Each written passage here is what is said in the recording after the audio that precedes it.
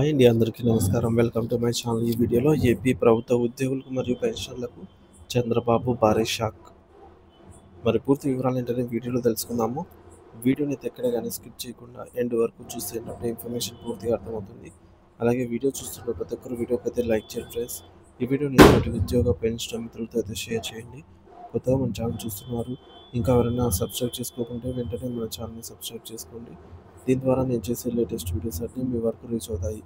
ఇక ఆలస్యం చేయకుండా వివరాల్లోకి అయితే వెళ్ళిపోదాము. ఫ్రెండ్స్, ఇక విషయానికి వచ్చినట్లయితే రాష్ట్ర ప్రభుత్వ ఉద్యోగుల పెన్షన్లు ఎంతో ఆశగా ఎదురు చూసినటువంటి చంద్రబాబు గారు అధ్యక్షతన నిర్వహించబడినటువంటి క్యాబినెట్ సమావేశం ఉద్యోగులను పెన్షనర్లను తీవ్ర నిరాశకు గురిచేసింది. 15 నెలల సుదీర్ఘ విరామం తర్వాత జరిగినటువంటి జాయింట్ స్టాఫ్ కౌన్సిల్ జేఏసీ సమావేశం అనంతరం క్యాబినెట్లో తమ సమస్యలపై సానుకూల నిర్ణయం వస్తుందని భావించినటువంటి లక్షలాది మంది ఉద్యోగులకు చుక్కెదురైంది. డిఏ, ఐఆర్, పిఆర్సీ వంటి కీలక అంశాలపై మంత్రివర్గంలో కనీసం చర్చ కూడా జరగకపోవడం ఉద్యోగ వర్గాల్లో తీవ్ర ఆందోళనను, ఆగ్రహాన్ని రేకెత్తిస్తోంది. ఒక్కరోజు ముందు చర్చలు, మరుసటి రోజే మొండి చేయి అన్నట్టుగా ఉంది. క్యాబినెట్ సమావేశానికి కేవలం ఒక్కరోజు ముందే ప్రభుత్వ ప్రధాన కార్యదర్శి సిఎస్ గారి అధ్యక్షతన ఉద్యోగ సంఘాలతో జాయింట్ స్టాఫ్ కౌన్సిల్ సమావేశం అయితే జరిగిన విషయం మనందరికీ తెలిసిందే.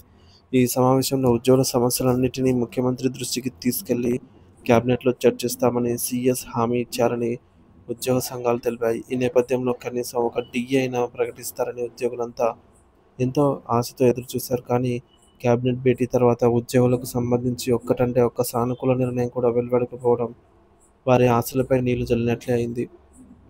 చరిత్రలో ఇదే ప్రథమం. ఏపీ సచివాలయ ఉద్యోగుల సంఘం ప్రభుత్వం తీరుపై ఆంధ్రప్రదేశ్ సచివాలయ ఉద్యోగుల సంఘం అధ్యక్షుడు వెంకట్రామరెడ్డి తీవ్ర స్థాయిలో ధ్వజమెత్తారు. ప్రభుత్వం ఏర్పడి 15 నెలలు గడిచింది. రాష్ట్ర చరిత్రలో కరోనా కాలాన్ని మినహాయిస్తే 15 నెలలుగా ఒక్క డిఏ కూడా ప్రకటించని ప్రభుత్వం ఇదే. ఇది ఉద్యోగుల పట్ల ప్రభుత్వానికి ఉన్న నిర్లక్ష్యానికి నిదర్శనమని ఆయన మండిపడ్డారు. ఆయన ఇంకా మాట్లాడుతూ, గత ప్రభుత్వం 5 ఏళ్లలో 12 డిఏలను ఇచ్చింది. ఈ ప్రభుత్వం అధికారంలోకి వచ్చాక ఉద్యోగులకు ఒక్క చిన్న ప్రయోజనం కూడా కల్పించట్లేదు. పైగా పని భారాన్ని మాత్రం రోజురోజుకు పెంచుకుంటూ పోతున్నారు. డిఏ లేదు, మధ్యంతర భృతి లేదు, కొత్త పిఆర్సీ కమిషన్ నియామకం ఊసే లేదు. ఇలాగైతే ఉద్యోగులు ఎలా పనిచేయగలరు అని ఆయన ప్రభుత్వాన్ని సూటిగా అయితే ప్రశ్నించారు. ఉద్యమానికి సిద్ధం కావాలి. ప్రభుత్వం ఇప్పటికైనా కళ్ళు తెరిచి ఉద్యోగుల సమస్యలను పరిష్కరించాలని వెంకట్రామరెడ్డి హితవు పలికారు. ప్రభుత్వం మమ్మల్ని చర్చలకు పిలిచి సమస్యలను విన్నది. క్యాబినెట్లో ఏదో ఒక మేలు చేయడానికి అనుకున్నాం, కానీ ఫలితం శూన్యమే. ఉద్యోగుల్లో అసహనం కట్టలు తెంచుకుంటోంది. మరి మేము రోడ్లెక్కి ఉద్యమాలు చేయకముందే ప్రభుత్వం చొరవ చూపాలి, ఎంతైనా అవసరం ఉంది అనైతే అన్నారు. మా సహనాన్ని పరీక్షించవద్దు. ఇలాగే కొనసాగితే అతి త్వరలోనే ఉద్యోగులంతా రోడ్లపైకి వచ్చి పోరాడాల్సిన దుస్థితిని ప్రభుత్వమే కల్పిస్తుందని ఆయన హెచ్చరించారు. మరి మొత్తం మీద క్యాబినెట్ నిర్ణయం తర్వాత ఉద్యోగ సంఘాల్లో తీవ్ర అసంతృప్తి నెలకొంది. ప్రభుత్వం వెంటనే స్పందించి తమ న్యాయమైన డిమాండ్లను పరిష్కరించకపోతే భవిష్యత్ కార్యాచరణను ప్రకటించడానికి కూడా వెనకాడకపోము ఈ మేరకని సంఘాల నాయకులు స్పష్టం చేస్తున్నారు. ఈ పరిణామాలు ప్రభుత్వ ఉద్యోగుల మధ్య సంబంధాలను మరింత క్లిష్టతరంగా అయితే చేసేలాగా ఉన్నాయి. ఆంధ్రప్రదేశ్ ప్రభుత్వ ఉద్యోగుల సమస్యలపై ప్రభుత్వం అనుసరిస్తున్న మౌనం, క్యాబినెట్లో చర్చకు కూడా రాకపోవడంపై ఉద్యోగ వర్గాల్లో కాకుండా సామాన్య ప్రజల్లోనూ తీవ్ర చర్చకు దారితీసింది. సోషల్ మీడియా వేదికగా ఉద్యోగులు తమ ఆవేదనను, నిరాశను వ్యక్తం చేస్తుంటే మరోవైపు ప్రజలు ఉద్యోగుల జీతభత్యాలు, వారి డిమాండ్లపై భిన్నాభిప్రాయాలు వ్యక్తం చేస్తున్నారు. ఈ పరిణామం ప్రభుత్వం, ఉద్యోగుల, ప్రజల మధ్య ఉన్నటువంటి సంక్లిష్ట సంబంధాన్ని మరోసారి బహిర్గతం చేసింది. ప్రభుత్వంపై ఉద్యోగుల ఆగ్రహ జ్వాలలు రగులుతున్నాయి. 2018లో ఇవ్వాల్సినటువంటి పిఆర్సీని 2022లో ఇచ్చారు అంటున్నారు. ఇప్పుడు 2023లో పిఆర్సీని 2027లో ఇస్తామని అంటారా? ఇది పచ్చి మోసం. ఓట్లేసి గెలిపించినందుకు మాకు తగిన శాస్త్రి జరిగిందంటూ ఒక ఉద్యోగి ఆక్రోశం వెళ్లగక్కారు. గత సీఎం జగన్మోహన్ రెడ్డి అడిగిన వారిపై కేసులు పెట్టారని, ప్రస్తుత సీఎం మౌనంగా రాక్షసానందం పొందుతున్నారని పలువురు ఆవేదన వ్యక్తం చేస్తున్నారు. మరి 1 తారీఖున టీ కొట్టులో, సెలూన్‌లో ఫోటోలకు ఫోజులు ఇచ్చే ముఖ్యమంత్రికి మా సమస్యలు పట్టవా? కూటమిని నమ్మి, పవన్ కళ్యాణ్‌ని నమ్మి ఓటేసేందుకు మాకు మిగిలింది ఇదేనా అని ప్రశ్నిస్తున్నారు. గత ప్రభుత్వంలో జీతాలు పెరిగాయని, డీఏలు వచ్చాయని, కనీసం ఆ ప్రభుత్వం పీఆర్సీ కమిషన్ అయినా నియమించిందని, ఈ ప్రభుత్వం కనీసం ఆ పని కూడా చేయలేదని కొందరు గణాంకాలతో సహా విమర్శిస్తున్నారు. నాయకత్వం పైన విమర్శల బాణాలు. ఈ సంక్షోభానికి ఉద్యోగ సంఘాల నాయకుల ఉదాసీనతే కారణమని కొందరు ఉద్యోగులు మండిపడుతున్నారు. మీరు పిలుపునిస్తారు, మేము ఉద్యమంలోకి దూకుతాం. మీరు లోపలికి వెళ్ళి మలుపు తీసుకుంటారు. మాకు మాత్రం వట్టి చేతులు మిగులుతాయి. ఈ నాటకాలు మాకు తెలుసు అంటూ నాయకుల చిత్తశుద్ధిని ప్రశ్నిస్తున్నారు.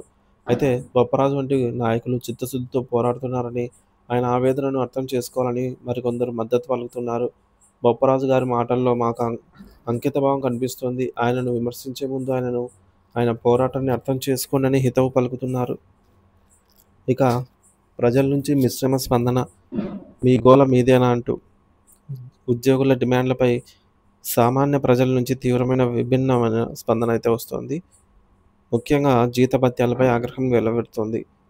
లక్షల్లో జీతాలు, పైగా లంచాలు, రిటైర్ అయ్యాక లక్షల్లో పెన్షన్లు, మా పన్నుల్లో మా పన్నులన్నీ కూడా మీ జీతాలకే సరిపోతున్నాయి. రైతులు, సామాన్యులు పడుతున్న కష్టాలు మీకు కనిపించడం లేదా అని కొందరు తీవ్రంగా ప్రశ్నిస్తున్నారు. ఇక కాంట్రాక్ట్ మరియు అవుట్సోర్సింగ్ ఉద్యోగుల ఆవేదన. ఎప్పుడు మీ రెగ్యులర్ ఉద్యోగుల గోలేనా? మీతో సమానంగా పనిచేస్తున్న మా కాంట్రాక్ట్, అవుట్సోర్సింగ్ ఉద్యోగుల జీతాలు మీలో పదోవంతు కూడా లేవు. మా గురించి ఈ సంఘాలు ఎందుకు మాట్లాడవు అని వారు ఆవేదన వ్యక్తం చేస్తున్నారు. ఇక ప్రభుత్వ వైఫల్యమే కారణమా అంటే, జగన్ పాలనలో రాష్ట్రం అప్పుల పాలైంది. ఇప్పుడు ప్రభుత్వాన్ని బెదిరిస్తే డబ్బులు ఎక్కడి నుంచి వస్తాయి? ఆనాడు జగన్ కొమ్ము కాసి ఇప్పుడు ఏడుస్తున్నారెందుకు అని మరికొందరు ఉద్యోగుల వైఖరిని అయితే తప్పుపడుతున్నారు. సో, మొత్తానికి ఒక ఉద్యోగి విమర్శ, సీఎంలే దొంగలైతే మేమెందుకు నిజాయితీగా ఉండాలంటూ ఈ విధంగా అయితే చేశారండి. సో, చూసుకోవచ్చు. హృదయ విదారకరమైనటువంటి ఈ యొక్క రిప్లై అయితే ఇవ్వడం జరిగింది. ఇయన్నీ మన మిత్రులు కామెంట్ ద్వారా తెలియజేసిన అంశాలే అన్నమాట. సో, మొత్తం మీద ఈ పరిణామాలు కేవలం ఉద్యోగుల ఆర్థిక సమస్యలకే పరిమితం కాదని, ఇది ప్రభుత్వంపై నమ్మకం, ఉద్యోగ సంఘాల నాయకత్వం, ప్రజల దృక్పథం వంటి అనేక కోణాలను సృష్టిస్తోందని స్పష్టమవుతోంది. ప్రభుత్వం వెంటనే స్పందించి పారదర్శకమైన చర్యల ద్వారా ఉద్యోగుల్లో విశ్వాసం కలిగించకపోతే ఈ అసంతృప్తి మరింత పెరిగి రాష్ట్ర పరిపాలనపై తీవ్ర ప్రభావం చూపే అవకాశం ఎంతైనా ఉందన్నమాట. సో, మొత్తానికి ఉద్యోగుల ఆవేదన, ఆగ్రహ జ్వాలలు, ప్రభుత్వం మౌనంపై పెరుగుతున్న అసహనం, జగన్కు, చంద్రబాబుకు తేడా ఏముంది అంటున్నారు. మా బ్రతుకులు మారవా? సోషల్ మీడియాలో ఉద్యోగుల ప్రశ్నల వర్షం అయితే కురుస్తోంది. ఉద్యోగులకు చంద్రబాబు క్యాబినెట్ షాక్, డిఏ, ఐఆర్పై మౌనం, తీవ్ర నిరాశలో ఉద్యోగ సంఘాలు. ఉద్యోగులంటే ప్రభుత్వానికి ఇంత నిర్లక్ష్యమా? సచివాలయ ఉద్యోగుల సంఘ అధ్యక్షుడు వెంకట్రామరెడ్డి తీవ్ర ఆగ్రహం అయితే ఈ మేరకు వ్యక్తం చేశారు.